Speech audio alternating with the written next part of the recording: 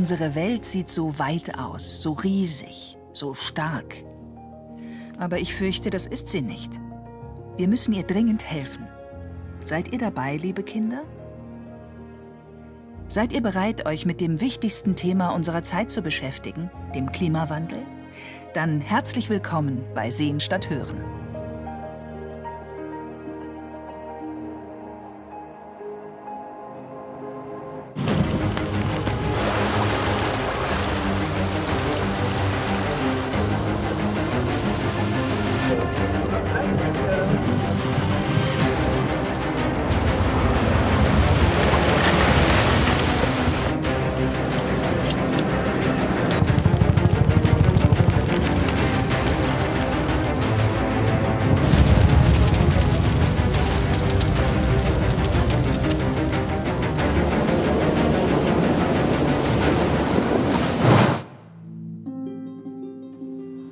Unserer Welt geht es wirklich nicht gut. Es ist so, als hätte unsere Erde Fieber. Das Klima ist zu warm geworden. Klima, das bedeutet, wie warm es normalerweise im Sommer oder wie kalt es im Winter ist. Es geht um die durchschnittlichen Temperaturen an allen möglichen Orten der Welt. Und diese Durchschnittstemperaturen sind gestiegen und sie steigen weiterhin. Das ist eine Gefahr für uns alle, auch für die Tiere. Immer mehr Tierarten sterben aus und auch wir Menschen sind bedroht. Greta Thunberg aus Stockholm in Schweden hat das verstanden. Da war sie noch ein Schulkind. Und weil sie fand, dass die Erwachsenen nichts gegen diesen Klimawandel unternehmen, hat sie selbst etwas unternommen.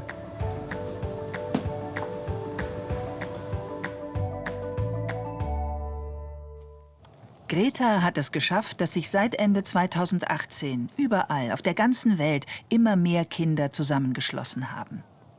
Zu Demonstrationen, jeden Freitag. Das Ziel all dieser Kinder: die Politiker sollen Entscheidungen treffen und Maßnahmen ergreifen, die den Klimawandel stoppen können, damit unsere Welt so schön bleibt. Als Greta als Umweltschützerin an die Öffentlichkeit trat, war sie übrigens erst 15 Jahre alt.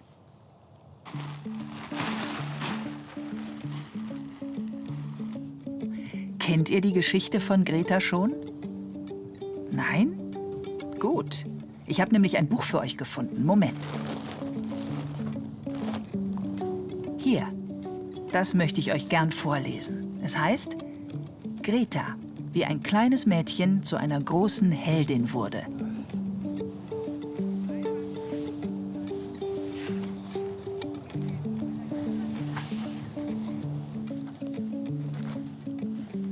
Greta sagt, du bist nie zu klein, um einen großen Unterschied zu machen. Das bedeutet, auch ihr Kinder vor den Fernsehern könnt die Welt verändern.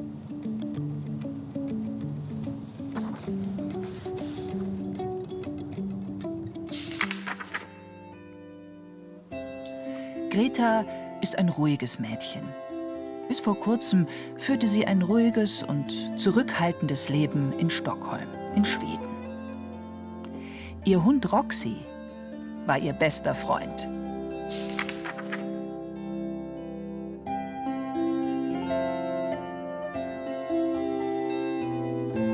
Greta war ihre ganze Kindheit über unauffällig, fast unsichtbar, saß in der Schule immer in der letzten Reihe. Sie hat sich nie gemeldet und war sehr einsam. Eines Tages erzählte Gretas Lehrerin vom Klima, von der Erwärmung der Erde und dem Schmelzen der Polkappen. Und wie das alles die Tiere gefährdet. Und uns auch. Greta hörte aufmerksam zu. Wisst ihr, was Polkappen sind? Hier, das obere und das untere Ende der Erde nennt man Pole. Da ist es unglaublich kalt. So kalt, dass riesige Berge nur aus Eis bestehen. Aber wenn es wärmer wird, schmilzt dieses Eis. Die Eisbären haben deshalb schon jetzt ein großes Problem.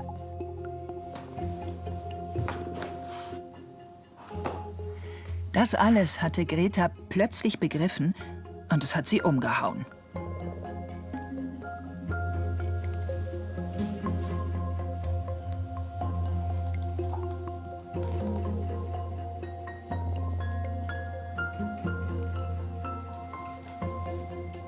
Es veränderte Gretas Leben. Sie las stundenlang und sah sich unzählige Filme über die Erderwärmung an.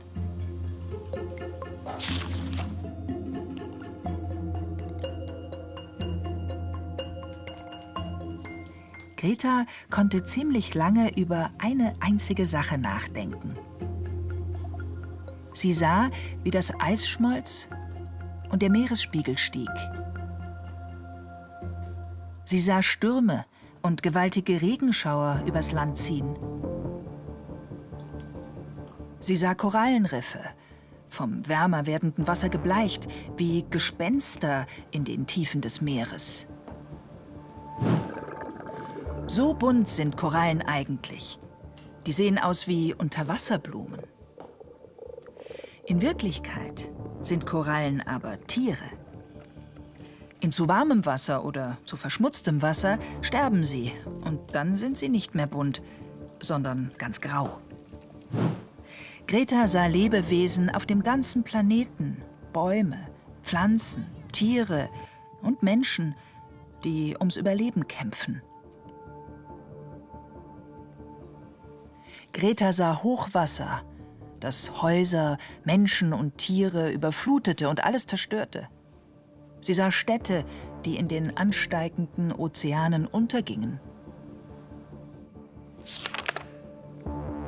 Sie sah, wie die sengende Hitze der Sonne die Erde völlig ausdörrte. Sie sah lodernde Waldbrände, die sich durch Bäume fraßen.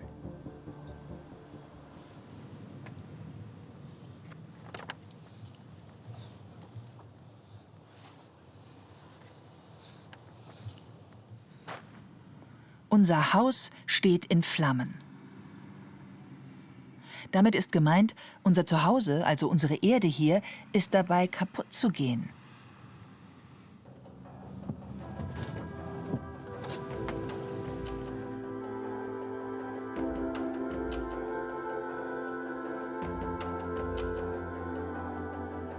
Das ständige Denken an den Klimawandel machte Greta traurig.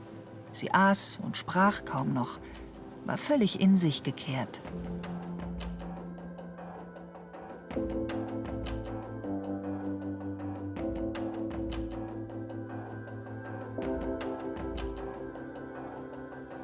Die vielen Bilder gingen ihr nicht mehr aus dem Kopf. Das ging viele Tage lang so. Jeder Tag noch ein wenig bedrückter als der letzte. Sie dachte, vielleicht gibt es keine Welt mehr, wenn ich erst groß bin. Wozu gehe ich überhaupt in die Schule, wenn es gar keine Zukunft gibt? Sie überlegte, was kann ich tun, um das zu verhindern?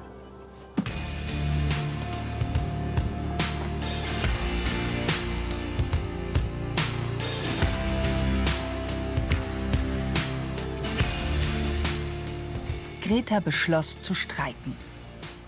Für den Klimaschutz. Wisst ihr, was das ist? Ein Streik? Das machen eigentlich Erwachsene für bessere Bezahlung in ihrer Arbeit. Zum Beispiel Zugführer, Flugzeugpiloten, Ärzte oder so. Sie sprechen sich ab und wenn sie streiken, arbeiten sie nicht, sondern gehen auf die Straße, halten alle zusammen Plakate hoch. Sie kämpfen damit für bessere Bezahlung oder wollen, dass die Politiker Gesetze ändern, damit es ihnen besser geht. Aber Kinder? Kinder haben noch nie gestreikt. Greta aber hatte das fest vor.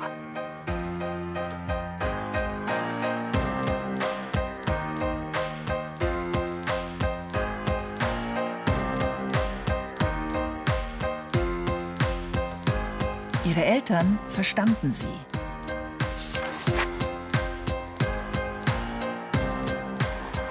Eines Tages ging Greta also nicht in die Schule, sondern setzte sich mit ihrem Poster, auf dem Schulstreik für das Klima stand, vor das Parlamentsgebäude. Dort diskutieren die Politiker und entscheiden über Gesetze. Sie hoffte, dass diese Politiker sie sehen würden.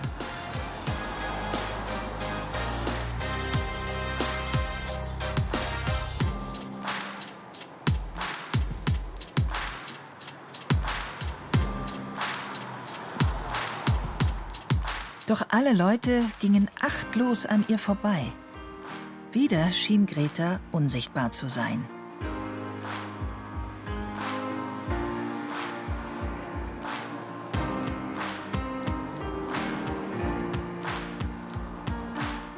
Von da an saß sie jeden Freitag vor dem Parlament. Sogar im Regen.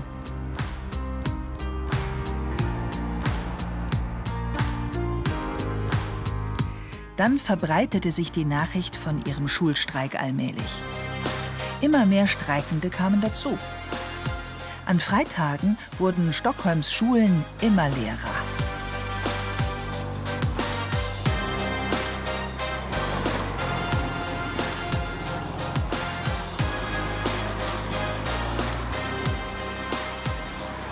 Immer mehr Menschen hörten von den streikenden Kindern und über das Internet erfuhr die ganze Welt von den freitäglichen Schulstreiks.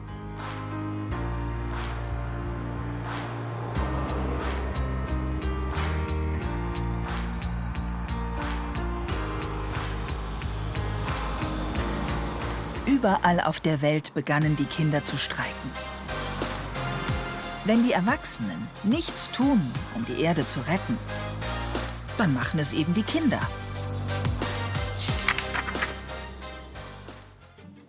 Greta, das stille, zurückhaltende Mädchen, das sich immer so unsichtbar gefühlt hatte, sollte nun vor sehr wichtigen Politikern sprechen.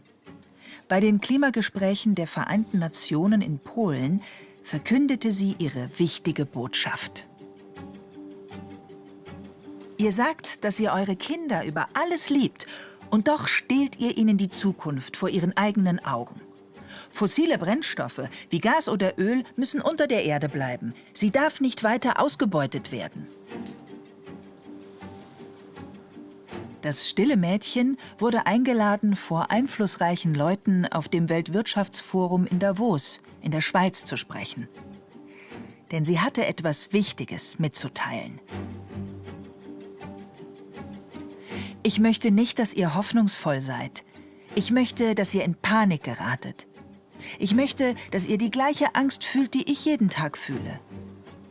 Ich möchte, dass ihr handelt, als ob euer Haus in Flammen steht. Denn das tut es. Dass Greta vor den wichtigsten Politikern und Entscheidern über den Klimawandel auf unserer Welt gesprochen hat, sieht man hier. This is all wrong. I shouldn't be up here. I should be back in school on the other side of the ocean. Yet you all come to us young people for hope. How dare you? You have stolen my dreams and my childhood with your empty words. And yet I'm one of the lucky ones. People are suffering. People are dying. Entire ecosystems are collapsing. We are in the beginning of a mass extinction, and all you can talk about is money and fairy tales of eternal economic growth. How dare you? Gretas Streik, anfangs ganz allein mit ihrem Schild in der Hand, löste einen weltweiten Protestmarsch von Kindern aus, die jeden Freitag demonstrieren. Schaut mal.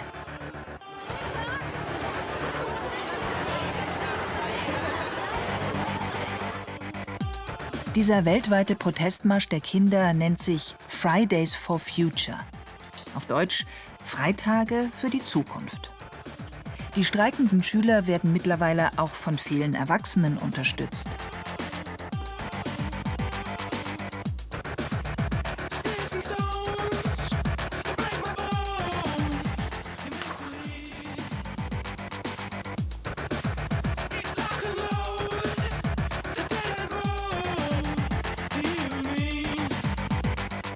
Kohle killt. Meine Erde retten. Meine Zukunft.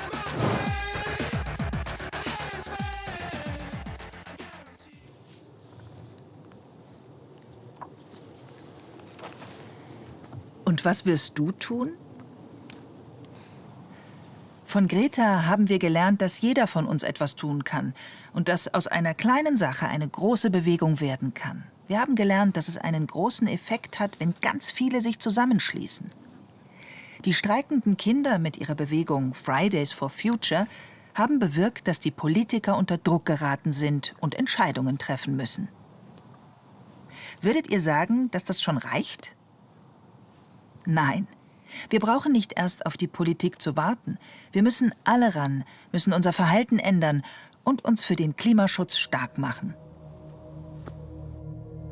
Zuerst möchte ich mir gern mit euch anschauen, was überhaupt das Problem verursacht. Von ganz weit oben. Tschüss!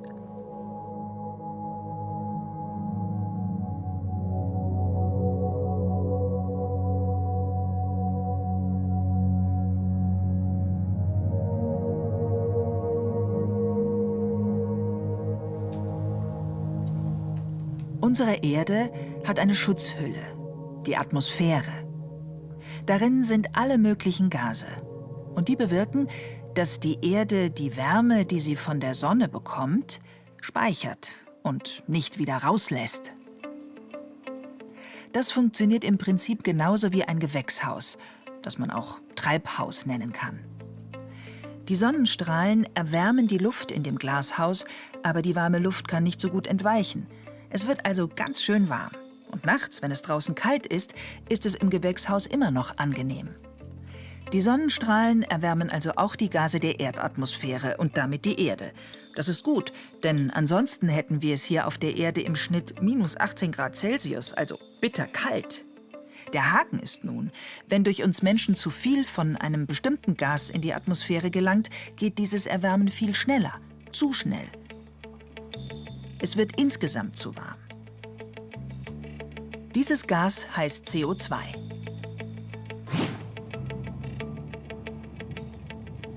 CO2 ist eigentlich kein schlechtes Gas. Wir atmen es aus. Bäume brauchen es sogar, um Sauerstoff entstehen zu lassen. Sie nehmen es aus der Luft auf und geben wichtigen Sauerstoff für uns wieder ab. Ein natürlicher Austausch eigentlich. Doch jetzt kommt das große Aber. Durch uns Menschen und alles, was wir haben und tun, entsteht zu viel CO2. Und das ist schlecht.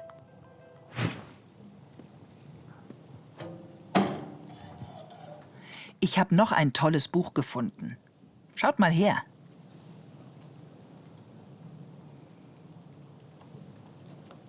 Hier wird erklärt, was alles CO2 verursacht. Und es wird erklärt, wie wir dafür sorgen können, CO2 zu verringern.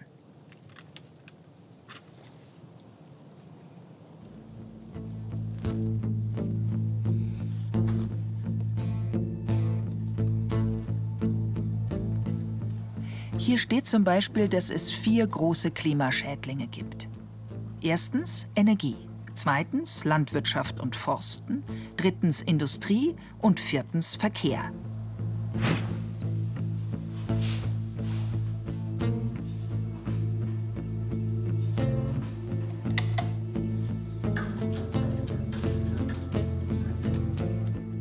Der erste große Klimakiller ist unser Energieverbrauch.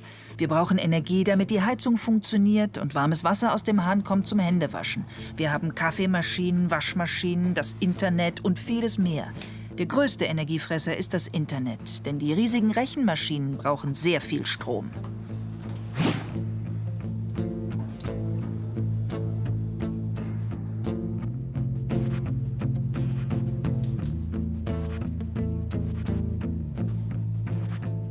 Der zweite große Klimaschädling heißt Landwirtschaft und Forsten. Das meint die Produktion unserer Lebensmittel. Weil die meisten Menschen gerne Fleisch essen, stehen viele Tiere in großen Ställen. Sie brauchen Wasser und Futter.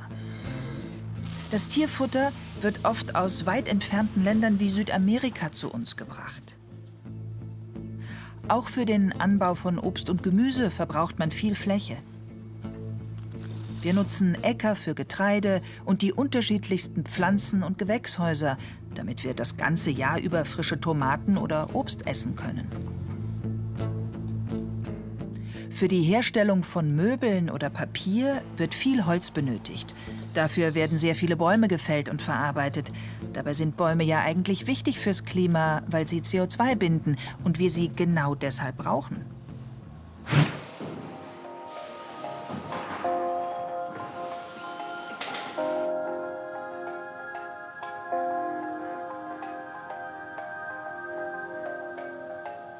Der dritte Klimakiller ist unsere Industrie. Spielzeuge, Autos, Kleidung, Plastik, all das wird in großen Fabriken hergestellt. Diese Fabriken pusten jede Menge schädliches CO2 in die Luft.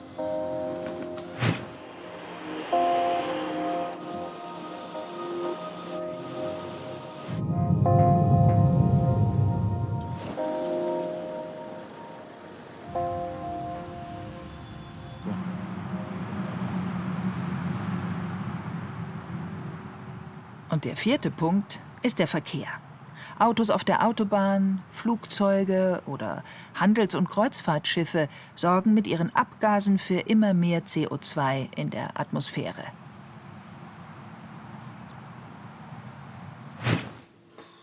Puh, da gibt es ja so viel, was wir tun können, oder? Ihr könnt alle Lichter ausschalten, die ihr nicht unbedingt braucht. Ihr könnt Kleider, die zu klein geworden sind, weiterreichen. Dann müssen weniger Kleidungsstücke neu gekauft werden. Das spart viel CO2.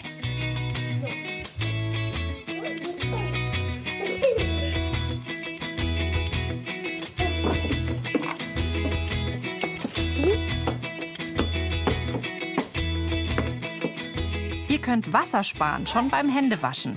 Einfach Wasser ausmachen, während ihr die Hände einseift.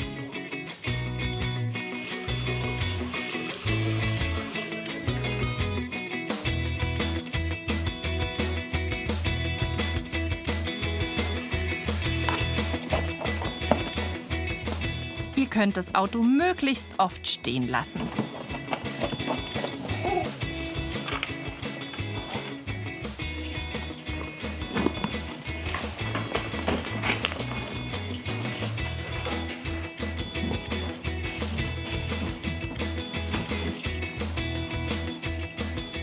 Schaltet alle Geräte immer aus.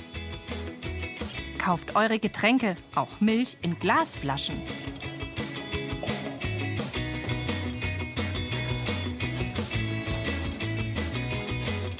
Die Heizung muss nicht voll aufgedreht sein. Lieber erstmal wärmer anziehen.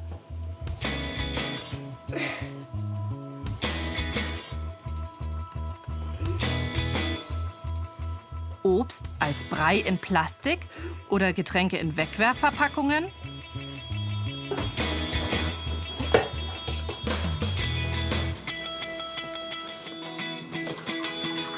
Besser, ihr füllt eure Flaschen daheim auf. Und lasst euch frisches Obst mitgeben.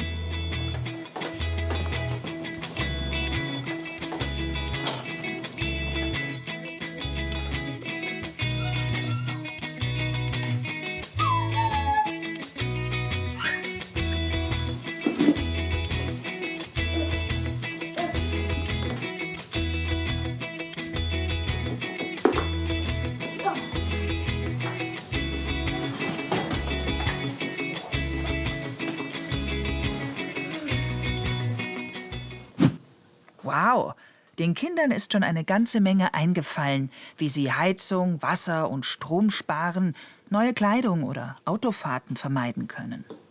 Und auch Plastikverpackungsmüll, wie das hier. Sowas braucht es ja gar nicht. Müll ist nämlich auch noch ein riesiger Klimakiller, weil er ein großer CO2-Erzeuger ist. Insbesondere Plastikmüll. Schaut mal.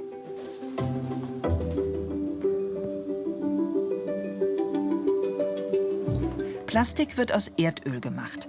Um das Öl aus dem Boden zu holen, braucht man viele Maschinen und viel Energie. Dadurch wird CO2 freigesetzt.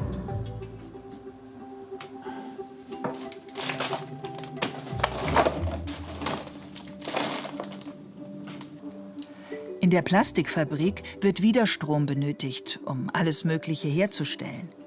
Auch dabei entsteht wieder viel CO2. Lkw bringen die Plastikfolien zu verschiedenen Firmen. Dort werden mit ihr Kleidung, Nudeln oder Gummibärchen verpackt. Beim Transport zu den Firmen und dann von den Firmen in die Geschäfte stoßen diese Lkw Abgase aus. Wir kaufen die verpackten Sachen und werfen die Folie zu Hause einfach in den Müll. Der Müll wird abtransportiert und verbrannt. Auch diese Folien. Dabei entsteht dann auch wieder CO2. Kurz gesagt, Plastik und Verpackungen sparen bedeutet sofort CO2 sparen.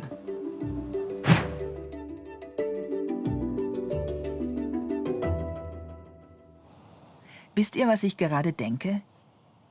Wir haben jetzt fast eine halbe Stunde über die Klimakrise gesprochen. Und trotzdem sind wir erst am Anfang und die Zukunft der Welt ist ungewiss. Ihr könnt jetzt in Ruhe nachdenken. Vielleicht habt ihr Ideen, die ihr uns als Videos schicken könnt. Ich werde mir alles anschauen. Vielleicht stellen wir eure Videos auf die Sehen statt Hören Homepage als gute Anregung, die andere Kinder nachmachen können. Oder wir zeigen ein paar Videos, wenn es das nächste Mal um dieses wichtige Thema geht. Mal schauen. Ich freue mich auf jeden Fall riesig über alles, was ihr für das Klima tut, auch wenn es nur eine Kleinigkeit ist. Und wie sagt Greta? Du bist nie zu klein, um einen großen Unterschied zu machen. Tschüss, bis zum nächsten Mal.